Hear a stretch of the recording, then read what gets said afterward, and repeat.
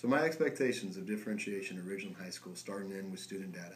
You've got to pre-assess them, find out where they are. You've also got to go back and look at their SLDS. Know what that student is strong with and what that student needs to do better with. Understanding their learning styles and whether they're a visual, audio, or kinesthetic learner, and getting into the quantum learning of that kid and really the quantum mechanics of what makes that kid tick. We've got to be very effective in conferencing with our students on a regular basis, getting that pulse check, finding out where they are, whether they're ready for enrichment, whether they're ready for remediation, but also knowing how can I help this kid do better. Setting high expectations, coupling that with tremendous amounts of support, knowing your kids, knowing where they are, knowing where they're going to be, and setting manageable goals. We can't just start and end for the entire semester or entire year-long course. We've got to take bite-sized chunks all along the way so that we don't get overwhelmed and frustrated, and the students don't get overwhelmed and frustrated.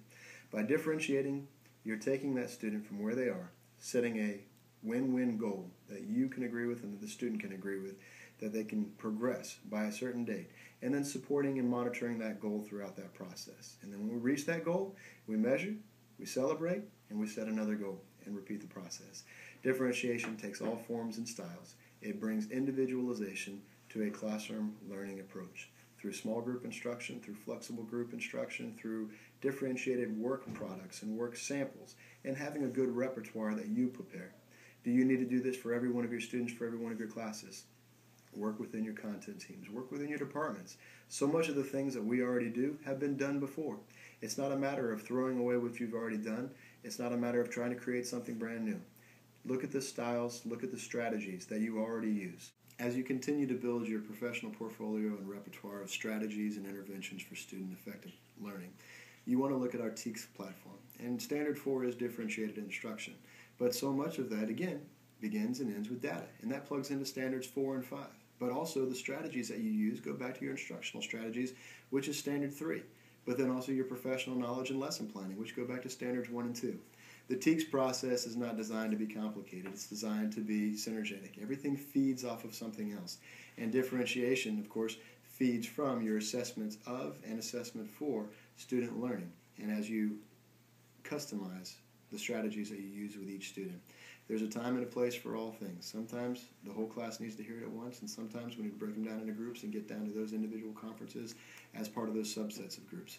But whatever you think is effective for your students, make sure you are constantly talking with them, looking at their data, having them look at their data, and letting them set those goals with your approval and support in terms of how they can manageably show growth throughout your course. As an administrator, and I look for differentiation in the classroom, I don't want people to be overwhelmed. It's not a matter of trying to do 1,000 things at one time, and I can be one of the most guilty parties of that.